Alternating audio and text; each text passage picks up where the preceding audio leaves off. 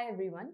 Let's begin with the next part of the RNA viruses, and that includes the arbovirus. If I break the word arbo, it brings it very clear to me that AR for arthropod, this is arthropod bone viruses. So definitely a lot of arthropods that I will be talking about over here. So these are the 5 organisms or the families that come under it: Bunya virus, Toga virus, Flavivirus, Reoviridae, and Rhabdoviridae. I'm sure you heard of these viruses elsewhere also. I have only taught you. What I taught under rhabdovirus was rabies, so rabies is not arthropod borne. But there was another member in rabies that was known as the vesicular stomatitis virus, and I hope you remember this was associated with sandfly. So yes, that is arthropod borne. Similarly, there's a family called Reoviridae. Reoviridae reminds you of rotavirus. Rotavirus, the one that was causing diarrhea, that was not arthropod borne. But Reoviridae also had another one called Colorado tick fever, and that is definitely arthropod borne. Then we had Flaviviridae. Flaviviridae is the one that you'll hear most commonly. So we have things like Japanese encephalitis, yellow fever, Zika, dengue, West Nile fever. You know, all of these are going to be arthropod borne. In fact, there is something in Flaviviridae family which comes under a hepatitis. Which hepatitis is also under Flaviviridae? Hepatitis C also comes under it, yes. Okay, moving on to the next, we have the Bunya virus and the Toga virus. What all comes under the Toga virus? Toga virus has 4 things: rubella, chikungunya, eastern equine encephalitis, and western equine encephalitis. The way of learning Toga viridae family is going to be the Tonga car. Everyone's seen or has sat or has just seen this in movies, or at least somewhere you've seen a Tonga car. So what is it in a Tonga car? Tonga car is always associated with a horse. That's the horse that you can see.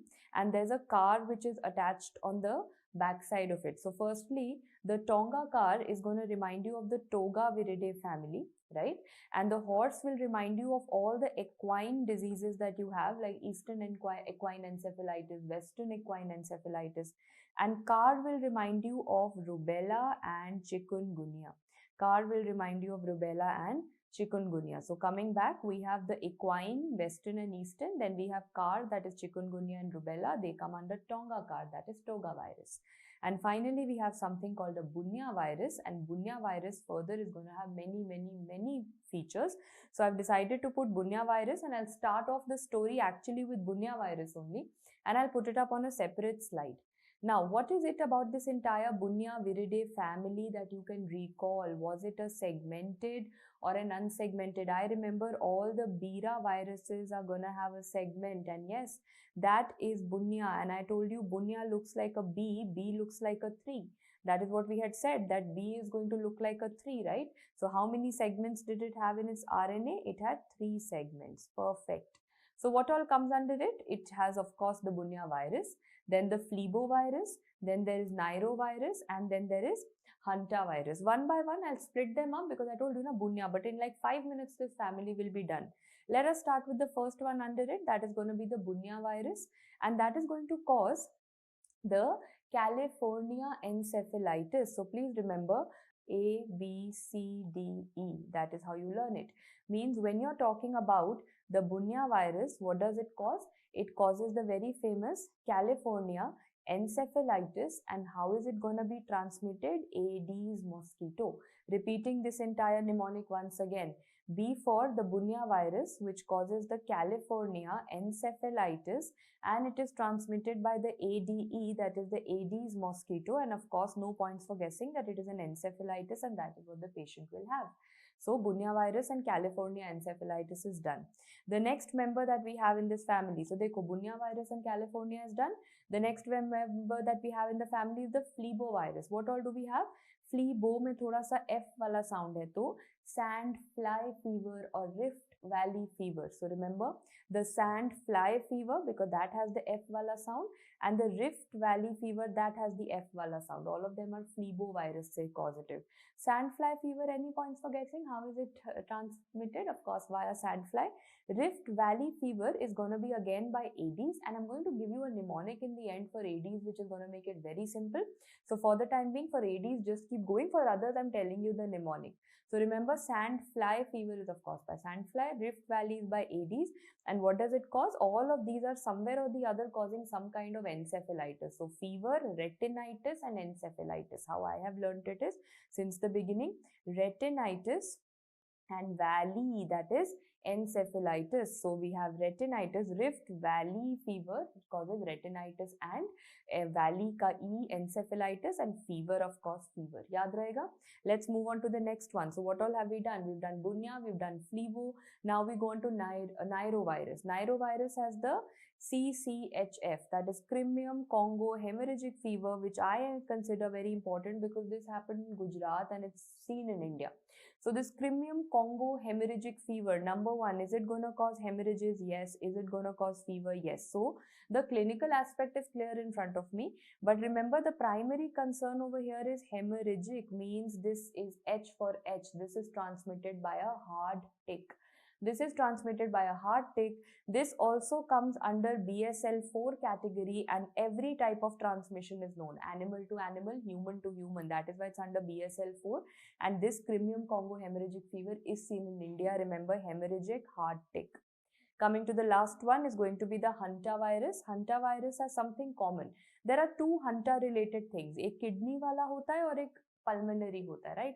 This is known as the Hunter renal syndrome. This is the Hunter pulmonary syndrome. So when it happens in the kidney it causes interstitial nephritis, and in the lungs what will it cause? It will cause interstitial pneumonia. So दोनों में interstitial. Repeating, in the kidney it causes interstitial nephritis, in the lungs it causes interstitial pneumonia, and it is going to be hantavirus. What are the common points between the two?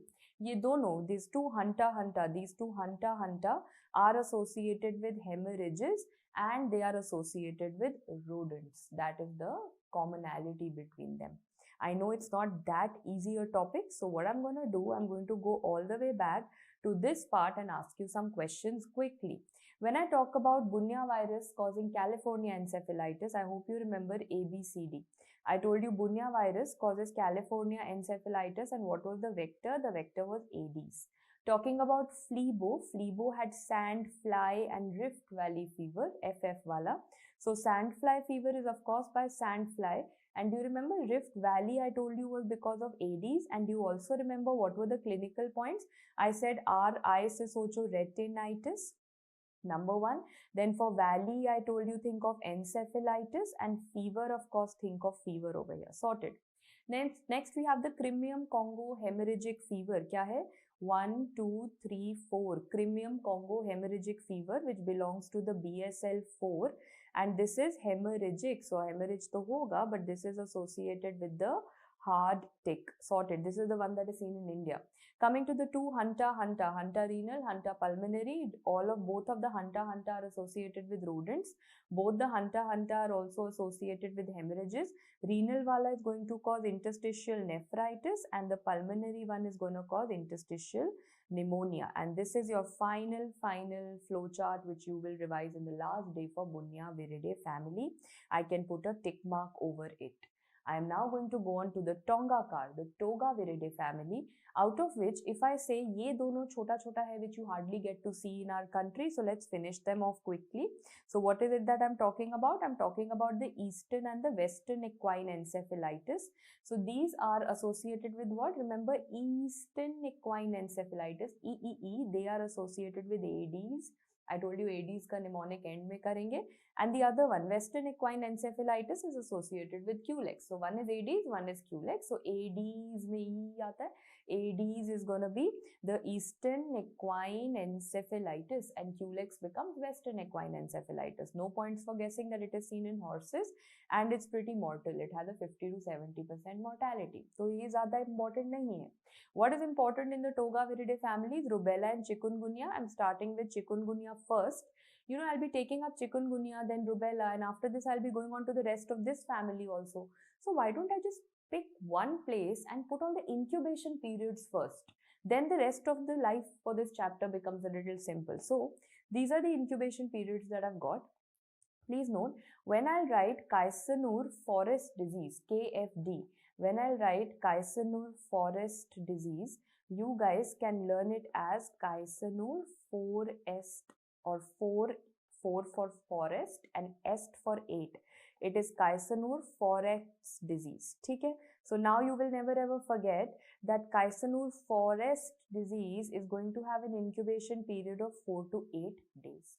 After that, we see dengue has how many alphabets? 5 to 6. Yellow has how many alphabets? 5 to 6. Chikun, we don't call it, usually if you've seen, they always say that there's an outbreak of chikun. Chikungunya aisa koi nahi bolta. Everyone says dengue fever, dengue, chikun and yellow. So dengue 6 alphabets, 5, 6, chikun 5, 6, yellow 5, 6. So if you realize somewhere around all of them are having roughly the same incubation period.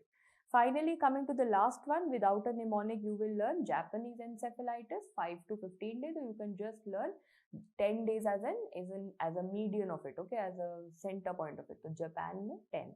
So remember, this becomes an easy one. I suppose now we can quickly revise this one. So please note, Kaisanur forest disease, so 4 to 8, dengue, chikun and yellow fever 5 to 6, and Japanese encephalitis 5 to 15.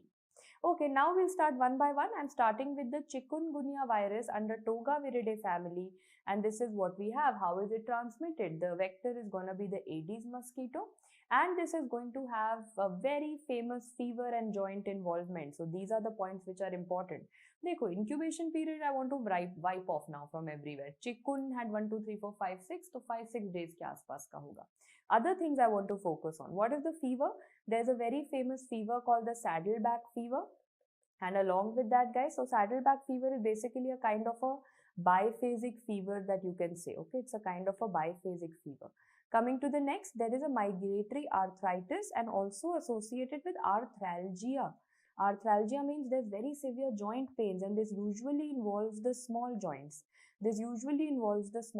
Anything else? So fever and arthritis is like it's, what can I say? It is a kind of a pathognomic thing for this, that you will see fever, saddleback, you will see arthralgia. What else can you see? You can see the chick sign, and you can also see lymphadenopathy. Lymphadenopathy, everyone knows, lymph nodes. Chick sign, you might be wondering. So this is actually a kind of a post-chikungunya, manifestation. Can you see this hyperpigmentation that has occurred? That is a chick sign. So post-chikungunya hyperpigmentation is going to be the chick sign. These are the clinical symptoms. So you have fever, saddleback, you have lots of joint pain. There is a chick sign, which is a hyperpigmentation post-chikungunya. So chikungunya, easy to learn. And finally, lymphadenopathy. How are you going to do the diagnosis? Nothing fancy about it. We have to pick up the antibody. Antibody in early cases is IgM. In the late cases, it is going to be IgG. Because chikungunya is quite important in our country, I also want you to know the timings. So please note, IgM starts off in 4 days and can even be present up till 2 months, and the methodology of measuring IgM is said to be MAC ELISA.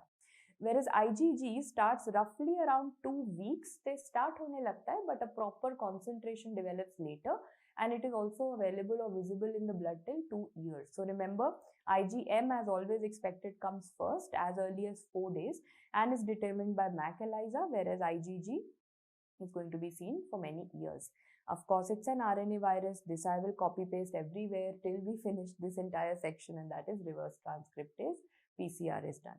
Now, so the last member of this Togaviridae, Eastern and Western equine encephalitis done, chikungunya done. Now we come to rubella. But before I start with it, we have till now been studying that rubella is a type of a Togaviridae family or Toga virus. Now they are also saying that it is a type of a Metonaviridae family, or it is a part of the Metonaviridae family. So just put up your question accordingly. If Metonaviridae is not there in the options and you have to select the family, you will select the old answer, that is Toga virus. But if you have to select the latest answer, your answer is now for rubella is going to be Metonaviridae family. So yes, what are the other names? This I've told you. Have I also told you that rubella is known as the German measles? And have we also studied that rubella is known as the 3-day fever? This is, or the 3-day measles. It's known as the German measles and the 3-day measles. So I had given you a cross connection. I told you that measles is not known as German measles. Measles is known as rubeola, not rubella. Measles is known as rubeola. whereas rubella is known as German measles. I told you na, this cross connection that you have to know. Okay, so I've put it up over here. Rubella is known as German measles, also known as 3-day measles. What is the mode? Of course, it has to be the respiratory droplets, which is, what is that vaccine? Measles, mumps and rubella. तो तीनों का ही respiratory droplet का route हो गया, ठीक है?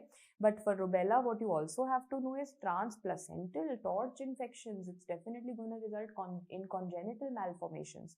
So before I start with the congenital, first I'll tell you someone having respiratory droplets infection, what all he will have.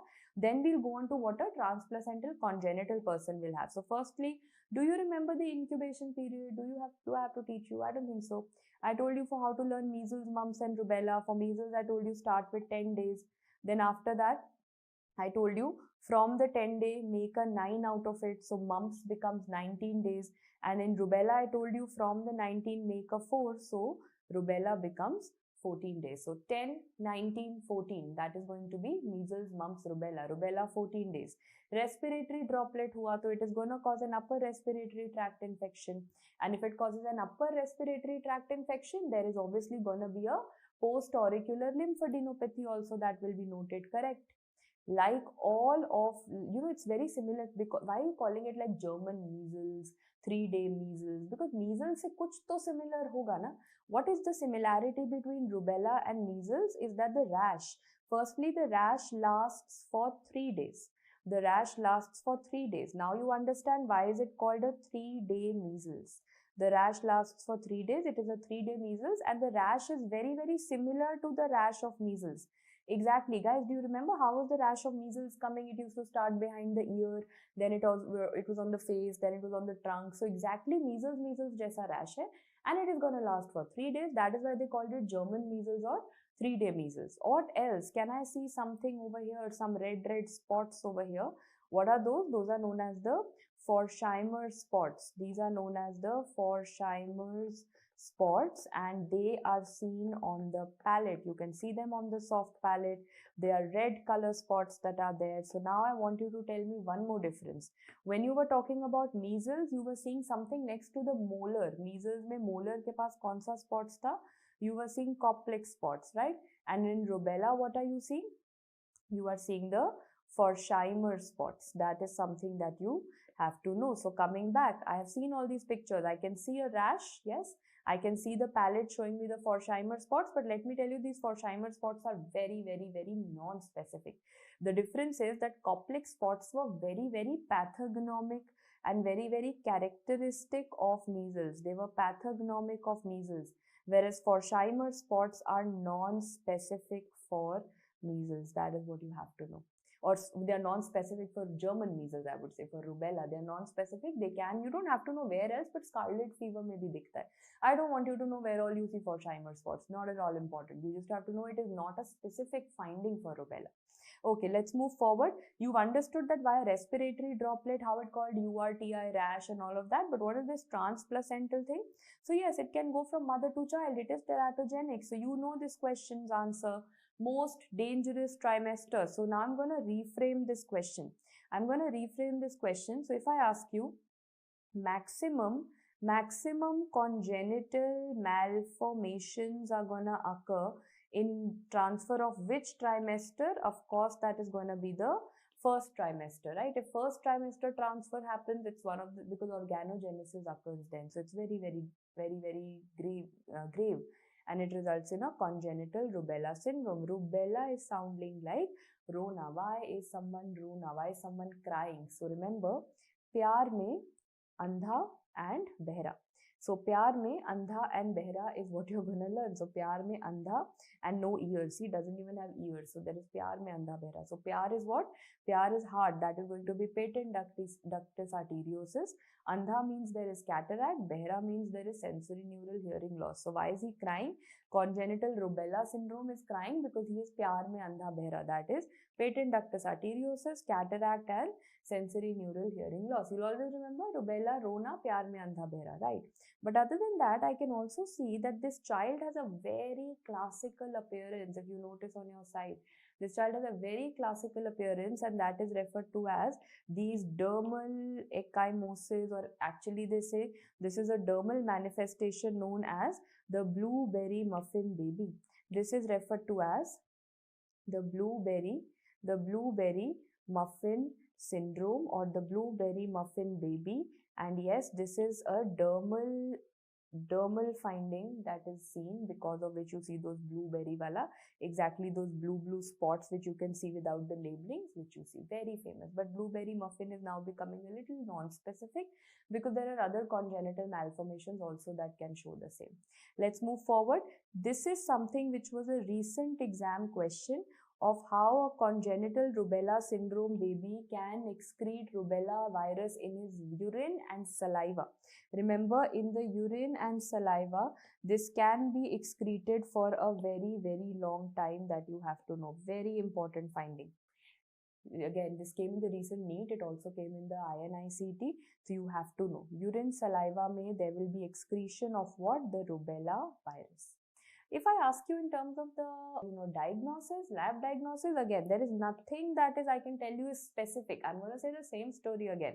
You are going to do an antigen testing, antibody testing. For an RNA virus, you will do reverse transcriptase PCR, cell culture. There is no culture. We have cell lines over here. So the same thing you will use. And do you have any cytopathic effect for rubella? No. There are no giant cells or bodies and all of that. So there is nothing which is specific or out of the box for rubella. But definitely, because it is transplacental, you have to know what to know out for a pregnant lady. So pregnant lady ke liye, please remember, if you find IgM, that is what is going to indicate a recent or an acute infection, and that is what is dangerous. If there is a female who's pregnant and you find IgG antibodies and there's a titer of more than 1:8, that is not dangerous for the child because that indicates a past infection. So remember, when you look out at a pregnant lady and do a rubella antibody profile, you need to look out if she has IgM antibodies, because that will indicate that she has a current infection. That can be dangerous to the child. If she has IgG infection antibodies, this means it was somewhere in the past. That is not dangerous for the child. Obviously, we also have to quickly go through the rubella vaccine. Live attenuated, anything that is a live attenuated, rather than calling it virus, I would say this is a live attenuated vaccine, and anything that is live attenuated will be contraindicated in immunocompromised individuals. It is contraindicated in immunocompromised individuals. Do you remember the strain I have taught you earlier? RA27/3, because now we always give measles, mumps and rubella, and I had given you a mnemonic. Measles, then mumps I had told you was a cute little kid called Jerry, and rubella ka to R for R. What did I say? Tell me the strains. Measles, mumps and rubella ke liye. Measles ke liye I told you Edmonston Zagreb strain. Edmonston Zagreb strain. So that is why I had emphasized on the Z over here, the Edmonston Zagreb strain. Mumps, I told you, was a cute little kid called Jerry. So that was Gerald Lynn strain. And rubella, R for R, is going to be RA27/3 strain. And that wraps up your rubella as well. So Togaviridae family is done. We are done with the chikungunya. We are done with rubella. Now we move on to the Flaviviridae family. Under Flaviviridae family, the one that we have to know is the famous Japanese encephalitis. So please note, we are now starting with the famous Flaviviridae family. So Japanese encephalitis, dengue fever, yellow fever, all of those are going to come up. Okay? So Japanese encephalitis mein firstly, if you remember, there was an outbreak in Gorakhpur in UP, which was quite famous, highlighted, and a lot of news articles and cases came out in the report, in the news as well. Right, so Japanese encephalitis mein encephalitis to hoga, that is understood. So let me go and focus on the other aspect. Neurological and encephalitis to I will deal with, but other aspect. Who is the vector? The vector is Culex. There are two Culex mosquitoes that you have to learn. One is Culex tritinorincus and one is Culex vishnui. Who of these, which of these, tritinorincus and vishnui, which word is more commonly used in India? Vishnuji is more commonly used in India. So if they ask you which is the more common vector in India, so you will remember Culex vishnui is more common in India, and Culex tritinorincus is going to be common in the world. Easy to remember, Vishnui in India, tritinorincus in the world. Who is the reservoir and the amplifier? So now you need to know, vector to ab ek life cycle banate hain. Vector to I know, ma'am, some kind of mosquito must be there. Other than that, I will see some bird and I will see some pig. Okay? So let me see this life cycle. Yes, I can see a mosquito vector and I know that the mosquito vector will be Culex. I can see a bird. Guys, these birds are nothing but the RD'd birds. These are the RD'd birds. There are many, many types of RD'd birds. I'll give you an example. Crane is an RD'd bird, okay? After that, we have a pig also that has been shown over here. So one of these, remember, pig is the amplifier host. Pig is the amplifier host, whereas RD'd birds are the reservoir host. ठीक है, whatever word comes in them you will pick up. Pig में P आता है, so that is amplifier, whereas RD'd has RD'd R word is very prominent, so that is a reservoir host, and the mosquito is Culex. So simple. If there is a natural cycle occurring, it is happening between RD'd bird and Culex and RD'd bird and Culex. That is natural cycle. If an amplification cycle has to occur, it is between pig and Culex, right? However, where do we come into the picture? We come into the picture as a dead end host. So if you see this natural cycle, amplification cycle and a dead end host mentioned, they are dealing somewhere between your Japanese encephalitis. Now comes the understood part, encephalitis. So starting में थोड़ा सा fever होगा, then there is going to be features of encephalitis. Simple. So starting में you're going to have mild prodromal symptoms. After that you will have acute encephalitis, and encephalitis means that the patient is going to have a neurological deficit. So the word itself is quite nice, now it explains everything. Now even I am tired of asking you this question. It's an RNA virus. Which kind of PCR are you going to do? A reverse transcriptase PCR. This is such a nice thing. Kuch bhoola nahi bhoola, this I will always remember. But you can do a reverse transcriptase PCR where? Because it's a case of encephalitis. I can do it in the CSF. What is the treatment? There is no drug as such, supportive, or you can say just supporting the patient in whatever symptoms he has. Supportive or symptomatic treatment is what we are going to do for Japanese encephalitis. Treatment के लिए drugs नहीं है, but vaccine is there. There are 3 vaccine strains that you have to know. One is live attenuated, known as SA-14-14-2, live attenuated vaccine 14-14-2. This is the one that is used in India. Other than that, there are 2 inactivated vaccines. There are 2 inactivated. So SA-14-14-2 was a live attenuated vaccine. 2 inactivated vaccines matlab one of them has been inactivated by growing in the mouse brain and formalin inactivated. The other one is cell line derived. तो एक mouse brain derived है, एक cell line derived है. Mouse brain derived is known as the Nakayama and Beijing's P1 strain, whereas Beijing P3 strain is going to be cell derived. You might not want to know exactly which is mouse derived, but I can give you a mnemonic. When I'm saying Nakayama and Beijing, right, versus when I'm only saying Beijing, so which of them is going to be the mouse brain? So you will say Nakayama Beijing, mouse brain wala is Nakayama and Beijing strain, and only Beijing P3 strain is a cell line derived. I hope you all remember that I have mentioned this earlier as well. Do you remember there was something called Nagayama spots, and I told you don't confuse that with this Nakayama strain that you have over here. So Nakayama strain is the vaccine strain for Japanese encephalitis, and where did you see Nagayama spots? Remember there was something called roseola infantum, the 6th disease. The roseola infantum or the 6th disease showed you the Nagayama spots. Let's move forward. We are done with the entire Japanese encephalitis, settled that topic. The next virus that we move on to is the yellow fever. Again, now yellow fever, if I say everything is roughly, what is the incubation period? All these, all these 6-letter things had a 5-6 days or 7 days ka incubation period approximately. Not only that, it has 7 genotypes, whereas it is endemic in different parts of Africa and America. Those are the places where it is endemic, which means anyone traveling from these places to countries like India, because in India we are not having yellow fever. Anyone traveling from these places to India needs to get vaccinated, and I will talk about that in a while.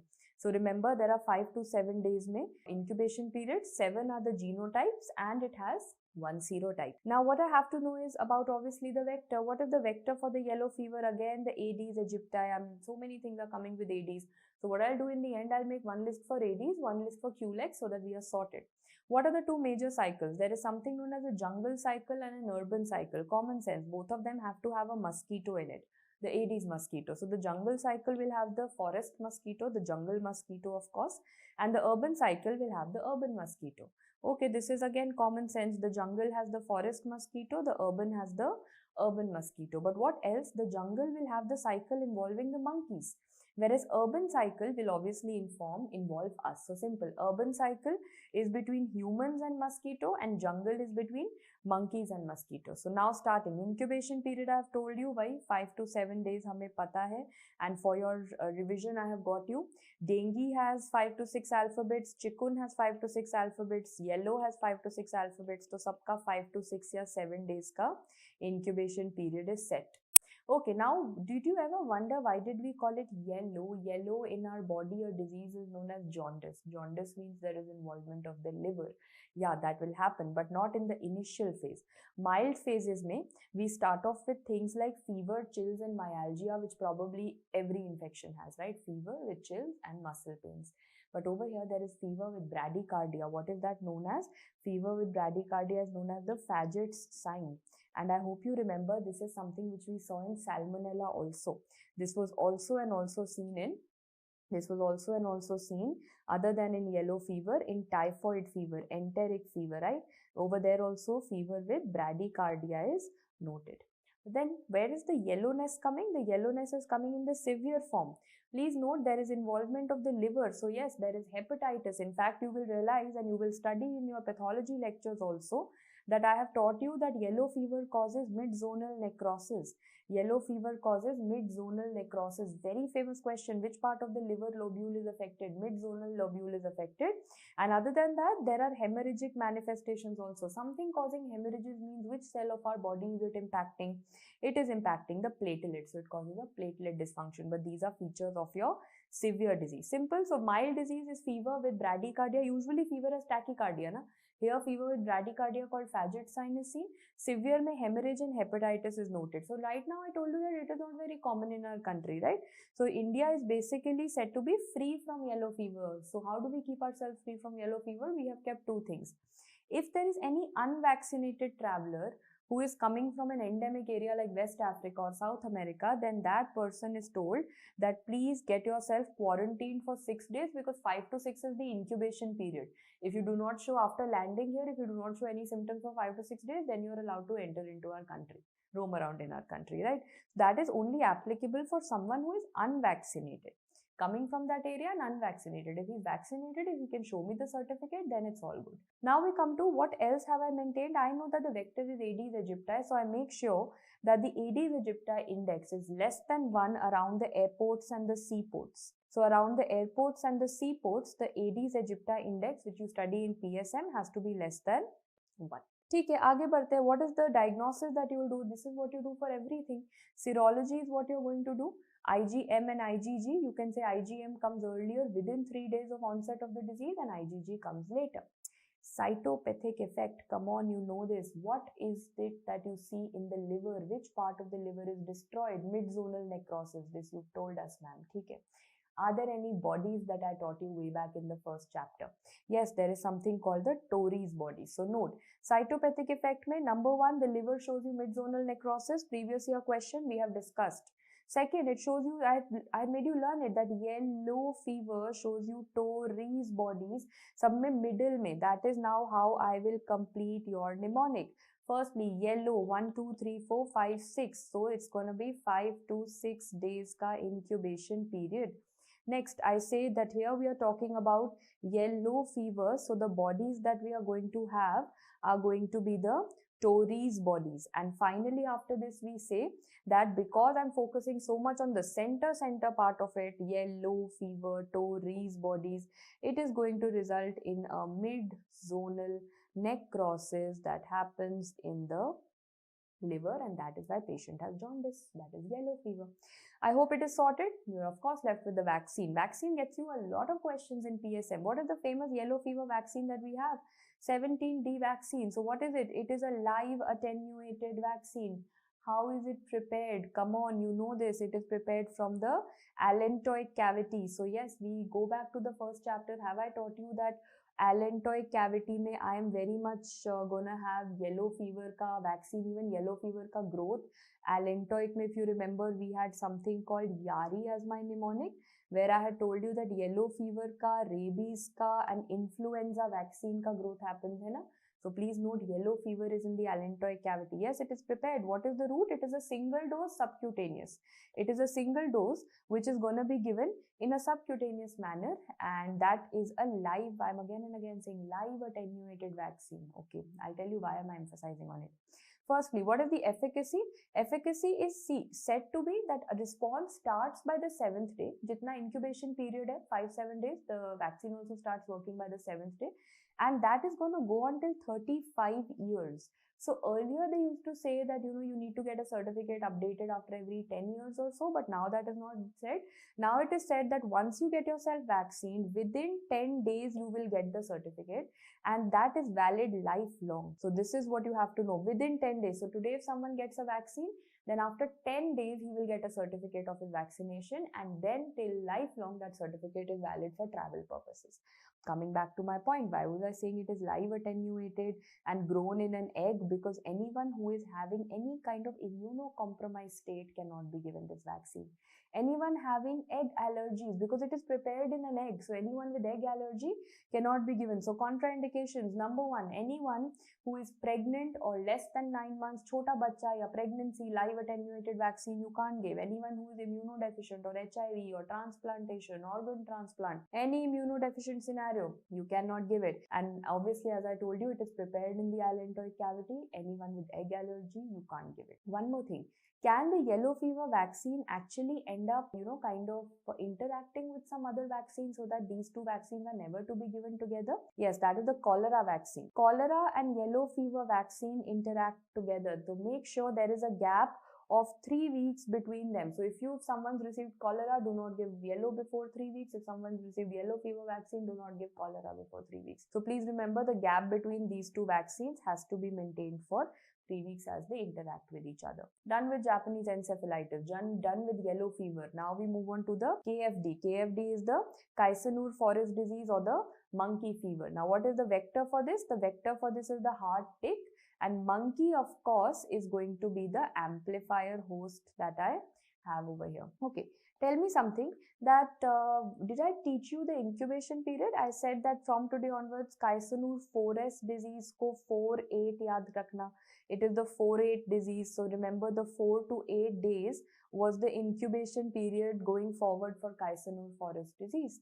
Okay, so now first I'll tell you this life cycle, because I can overall realize that clinical features mein to kuch naya ma'am is not going to tell me. In all of these, ma'am is telling me fever with chills, with muscle ache and hemorrhages.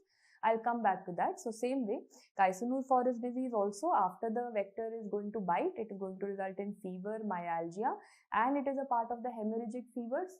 If you feel that, okay, ma'am, but I'll forget what are all the hemorrhagic fevers, I will give you a list, but at the right time. I will give you a list of all the hemorrhagic families and fevers, but this is also a part of the hemorrhagic viruses. So mucosal and cutaneous hemorrhages with fever and myalgia after a heart tick bite. So how does the life cycle look like?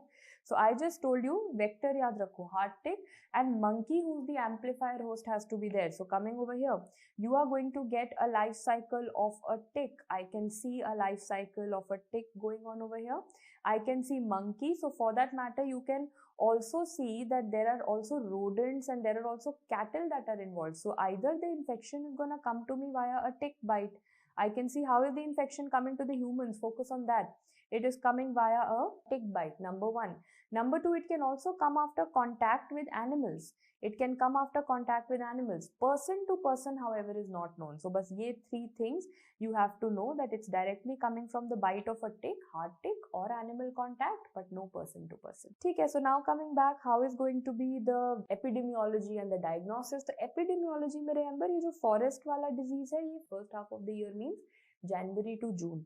This is where it is seen. So it is more commonly seen in the January to June season. Other than that, in the diagnosis, I have nothing new to teach you. It's the same reverse transcriptase PCR, and the treatment is also going to be supportive. That is KFD, Kaisanur forest disease, monkey fever. Monkey is the amplifier. Now we come to the next and recent exam favorite, and that is going to be the Zika virus. The Zika flavivirus, again another thing that is going to be transmitted by the bite of the Aedes mosquito. So now you know the importance. You're waiting. When will that Aedes mosquito finally come? The list will come. It's going to be a long list, of course. So remember, Aedes mosquito means that here I'm going to have this condition with the bite of an Aedes mosquito. Fine. So it's going to come to us. But how can it further get transmitted? So tell me, can Zika virus get transmitted from mother to child? Yes.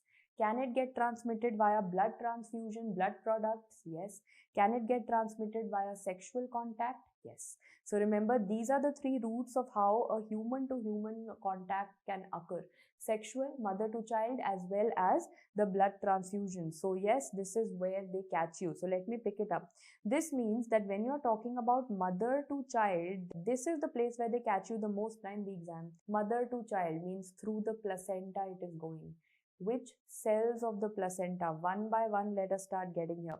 Mother to child, which cells in the placenta gonna be affected is what they asked you. So please note, these are the Hofbauer cells in the placenta.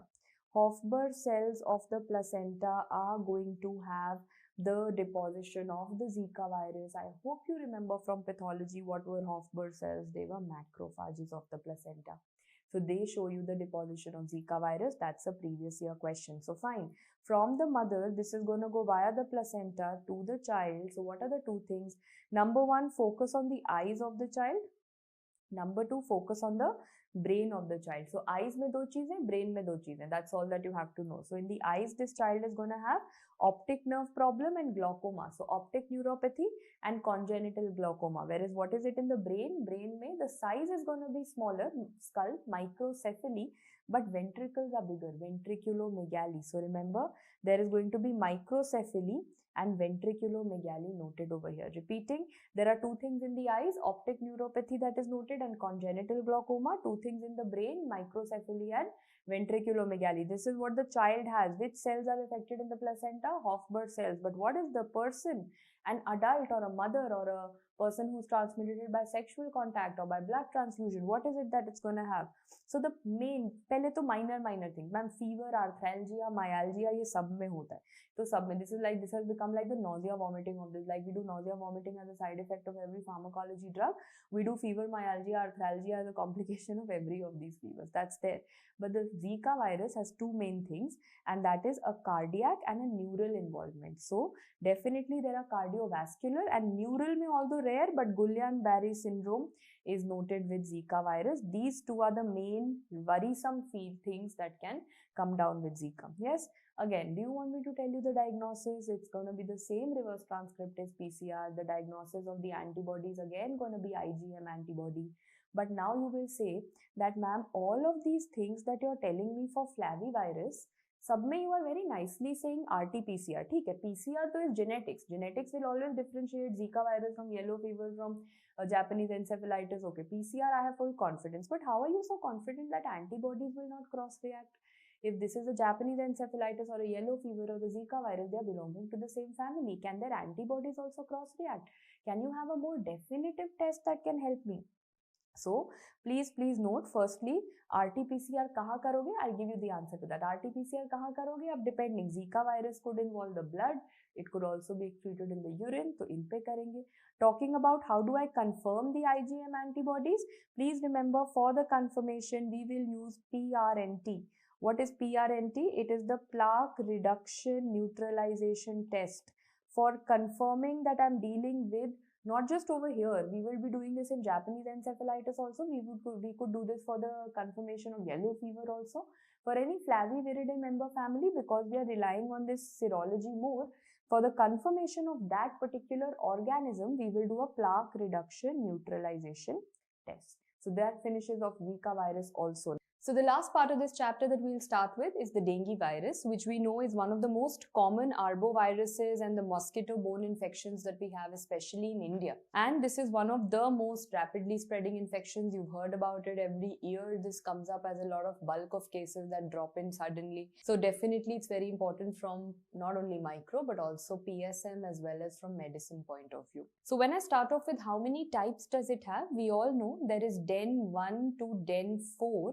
that are available. So now the vaccine also that we have, that is Denraxia, is also something which has 4 protection serotypes, protection against 4 serotypes. But recently Den5 has also been identified in Bangkok. That is a separate issue, but please remember we have 1 to 4 which is the most common, and Den2 is the one which is most dangerous. What is the vector? No points for guessing. That of course the vector is going to be the Aedes mosquito, and yes, we have something very similar to Aedes over here which is known as ADE. Now what is ADE? I'll tell you. See, now think of this. There are 4 serotypes available. So for example, this month someone had an infection with Den1 and developed antibodies against Den1. Will that be able to protect him or her against Den2, 3 and 4 in the next month? No, so it's type specific, number 1. Second, please note that if someone has infection with one type of virus and that person develops antibodies, that person is at a risk of something known as ADE. What is this? Antibody dependent enhancement, or also given a lot of names like original antigenic sin or immune enhancement hypothesis. They are basically talking about some enhancement happening over here. So let's assume, what is the meaning of all this? Let's assume someone got infected with one dengue virus serotype, right? Primary dengue infection hua. You will say, ma'am, that person made antibodies against it. So now when he gets a second infection, you know what is going to happen on that second infection? You would expect that, acha, when he had dengue first time, he has developed antibodies. So next time he should not even have the infection, or he should have a very mild infection. But next time he ends up having a more severe infection. Why? Because the antibodies that were going to be formed in the first infection, they will actually team up with the virus the next time. They will team up with the virus and they will protect that virus from the immune system. So the second time you won't be able to mount an immune response and you will not be able to kill the virus only. So simple, it's like a partner in crime, like a teaming up that is done. That whatever antibody was formed in the primary infection, that is actually gonna team up with the dengue virus that has come in the secondary attack. And as a result, it will hide it from the immune system. So you will never be able to attack that only. As a result of which, the infection is going to turn out to be more severe. So is your antibody from the first infection enhancing the second infection? So now you've understood antibody dependent enhancement. So this is a kind of a sin, original antigenic sin or immune enhancement hypothesis that you see with dengue. And what is the vector that I told you? The vector was Aedes, and you must be knowing how, it's quite unfortunate that we've come to that level in micro where we also have to talk about how one mosquito gives the disease to the future progeny. We are also reading about the life and the reproduction of a mosquito. But yes, that's important that Aedes can give it to its offsprings itself also in the form of transovarian or transovarial transmission. So that is also what we come down to. Now clinically, let's quickly go into it. There are 3 types of dengue that we have to know. There is number 1, what you read in medicine, that is known as dengue fever. The second one is referred to as dengue hemorrhagic fever, where I'll tell you some criteria that are going to be present. The third one is referred to as DSS, that is dengue shock syndrome, right? So these are the 3 that you have to know over here: dengue fever, dengue hemorrhagic fever, and dengue shock syndrome. Let us start one by one. Before I start writing things, I think everyone knows how dengue fever presents. There's very high grade break bone fever. You feel as if your bones are breaking because there is so much of muscle pain, joint pain that happens. There's a lot of frontal headache that happens, watery eyes that are going to be there. And what else? You also have some rashes. So I don't think there is anything out of this that you want to mug up, because you probably have had dengue or have seen people around you having dengue. So number 1, there's a very high grade fever. Like I said, it seems as if there's a bone breaking. It's very painful in terms of joint and muscle pain, and also said to be the saddleback fever, which is a biphasic fever, which is also seen with chikungunya. Next, what else do we have? We have rash. As I've told you, there is a maculopapular rash. Why is there a rash? Because dengue fever primarily is a decrease in which cell count? It's a decrease in platelet. So kahan dikhta hai? The first areas where you start seeing is the upper part. So it could be the upper part of the chest and the trunk and the upper limbs. That is the area where you would notice it. Next, I've told you break bone because of lots of aches and pains and a frontal headache. That is a very common thing that you see with dengue fever. So dengue fever to ho gaya. Now I'm going to add the hemorrhagic element to it. So whatever I've studied for dengue fever, plus if they say that the patient has had a platelet, hemorrhage kab hoga, bleeding kab hoga, when there is going to be a platelet count of less than 1 lakh, either quantitative problem or there is going to be some functional defect. So see, platelet bleeding will happen of 2 things. Either there is a quantity problem in the platelet. Guys, what is the normal platelet count? 1.5 to 4 or maximum 4.5 lakhs per mm cube is the normal platelet count, right? And they are saying it started falling, but when it falls less than 1 lakh, that is when I'm more and more worried. So platelet count less than 1 lakh or a qualitative defect in platelet is one thing. And also there's a very famous test. We know there's a tourniquet. If you tie a tourniquet, there are going to be hemorrhagic spots noticed. So positive tourniquet test. Also please note, there's another test that we do, that is hematocrit increase by 20%. So what is hematocrit? Hematocrit that you study in pathology is the other name for a packed cell volume, and that has a normal. If I give you a normal male female average nikale, normal is roughly around 45%. So between 35 to 45% you can say. So for example, someone had an hematocrit of 35% to begin with. That female had a hematocrit of 35%. Now she's having a hematocrit of 55%. So the hematocrit has increased. That is again something. Why is that happening? Why? So please remember, this is featuring hemoconcentration. This is an evidence of hemoconcentration that is happening. So what all do you have to know? Dengue fever, hemorrhagic fever mein dengue fever wale all symptoms are there, but hemorrhagic mein you have to know that number one, the platelet count is affected. Second, there's going to be a positive tourniquet test, and the hematocrit is also going to increase by a 20%. Now we come to the third one, and that is dengue shock syndrome. Everything that you had studied up till now is a part of it, but now there's going to be shock. So there's an element of endothelial damage, that is an element of circulatory failure, or you can say shock features that have started coming up. Why? Because an endothelial damage has occurred. So the word shock tells you shock. So overall I realized difficult nahi hai. Dengue fever mein fever and aches and pains related features, hemorrhage mein a lot of platelet count and hematocrit problems, and dengue shock syndrome mein shock related features. So this is a kind of a grading that has been given by WHO, which I quickly wanted you to go through. It seems very busy, very cluttered table. Not very cluttered. Trust me, you know this. You know what is dengue fever? You know these are the three grades, grade 1, 2, 3 of dengue hemorrhagic fever that they've written. And in the end for grade 4, they've written dengue shock syndrome. So overall, I realized that dengue fever is not given any grade. And what are the things? I think you already know. What is dengue fever? Fever with 2 or more of the following symptoms. What are the symptoms I told you? Break bone fever, lots of muscle pain, joint pain, frontal headache, and retroorbital pain. That is what is the WHO criteria for pains. What are the 4 pains they've said? Frontal pain, retroorbital pain, frontal headache wala pain, retroorbital pain, muscle and joint pain. Inme se any 2 or more pains are there along with this fever. That is dengue fever. And what counts do you think is going to be low? WBC count can be low, but what has to be low is the platelet count. Dengue fever में platelet count होगा, but do you have any hematocrit problem over here? No, this is not the stage. There is no evidence of plasma loss. There is no hematocrit problem. That is why it's not given any grade number only. Now let's come to dengue hemorrhagic fever. As soon as dengue hemorrhagic word is used, platelet count to chalo will be low. Platelet count being low is a feature of just dengue fever from start to end. But what is going to be further problematic is plasma loss, hemoconcentration. The hematocrit rises by 20%. So as soon as the hematocrit rises by 20%, I know I'm dealing with dengue hemorrhagic fever, grade 1, grade 2, grade 3. So how do I do 1, 2 and 3? So whatever I studied for dengue fever, if I just add a tourniquet test to it, it becomes grade 1. Further, if I say there's so much decrease in platelet count that the person has started having spontaneous bleeding, that is going to be grade 2.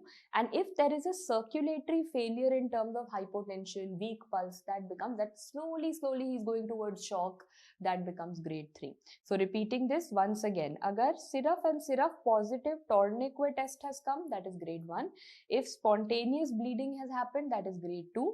And if circulatory failure starts happening, so remember PSC, positive tourniquet test, spontaneous bleeding, circulatory failure, that is grade 1, grade 2, grade 3, because once the patient goes into shock, you will call it grade 4, and that is dengue shock syndrome. That is the WHO grading that you have for Dengue. What is the lab diagnosis? Firstly, for everything I do PCR. PCR is usually positive between day 1 to day 7. So it is an early methodology that you have to do. And what is the antigen? Nowadays you even have CART tests. So you even have ELISA. What is the antigen for dengue that we have? We have the NS1 antigen. NS1 antigen is something again which is positive up till day 7. So if someone asks you for the early diagnosis of dengue, you're going to have NS1 antigen testing up to day 7, but usually 3rd, 4th day is the average till which we find NS1 antigen, because beyond that we start finding the IgM antibody. So although textbooks mention day 7, I personally have seen it in day-to-day practice that dengue outbreak happens. 4th day tak to you get NS1 antigen, after that you start getting antibody, but books say up till 7 days. So up till 7 days you will get the, up till 7th day you will get the antigen, and after the 7th day you will start getting the antibody, and that is going to be the IgM antibody. I've told you multiple times, IgM antibody is measured by a test called MAC ELISA.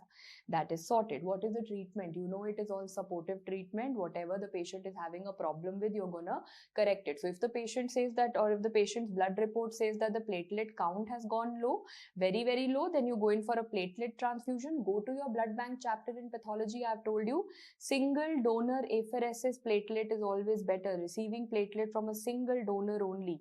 Single donor apheresis platelet has less side effects. So SDAP is what is preferred. So agar platelet come hai, you give platelet.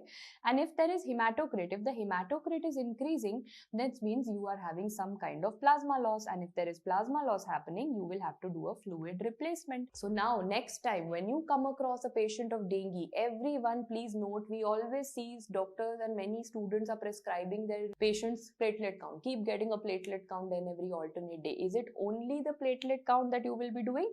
No, you will be doing a follow-up with 2 things. Not only are you interested in a platelet count, but you're also interested in knowing the hematocrit. You have to look out for both things. Platelet count come hoga, give platelet transfusion. If the hematocrit is more, give fluid correction. What is the vaccine available? Vaccine for dengue is dengue and vaccine. So dengue raxia, and gives protection against what? Gives protection against all 4 serotypes. That is a previous year question again. It gives protection against all 4 serotypes. That marks the end of this entire chapter of the Arboviridae family, arboviruses that you have. But I had promised you that right in the end, we will make a list of everything to do with Aedes and Culex. So yes, what are the 2 Aedes mosquitoes that you know of as of now? We know there is Aedes aegypti and Aedes albopictus. Do we know it has stripes like a tiger? It's a tiger mosquito and it bites during the daytime. It's a daytime mosquito, fine. I have also told you that it is going to transmit the disease in its family only to its offsprings by transovarial spread, and it has cigar-shaped eggs. So yahan tak to I think I have told you that transovarial transmission happens. I have told you it has cigar-shaped eggs. I know you are interested in knowing what all diseases are transmitted. So remember, Aedes cried. Aedes mosquito is crying. So many diseases have been, so much of responsibility the environment has given on Aedes mosquito that the Aedes is cried. So what is Aedes is cried? Let us start. So Aedes, E and ZZZ. Aise likha Aedes. E means Eastern Equine Encephalitis. Remember the Western Equine Encephalitis was with Culex. So I've told you Eastern Equine Encephalitis. What is ZZZ? Zika virus. Okay, then C and C. California encephalitis, yahan tak to ma'am things which I'll hardly get to see.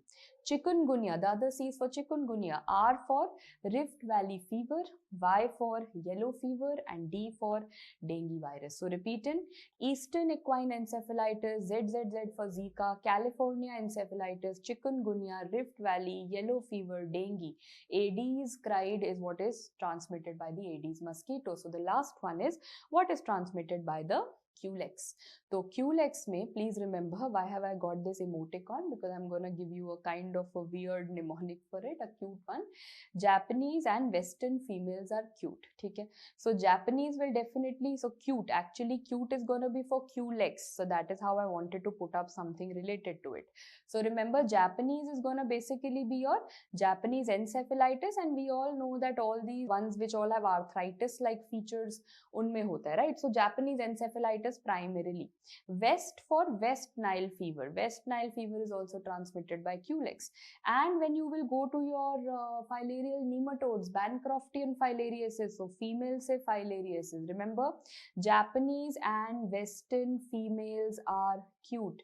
Cute for culex, Japanese encephalitis, Western for West Nile fever, females for filaria. These are the three main things which you have to know for culex. So I hope Aedes and culex ka summary is also done and all of you have put it down into one thing. I think one more thing you could have done with West before I end. Don't we have something called Western equine encephalitis also? So why don't we add that as well? Although we are hardly going to see that in our clinical practice or even a question, but since we read it, I feel that we should complete the story out here, right? So everything with West is also sorted. Yes, on that note, we wrap up the Arboviridae family. We are now going to start off with some kind of miscellaneous viruses. And yes, after that, I'm going to give you a list of all the viruses that I've taught you which can cause you hemorrhagic fevers.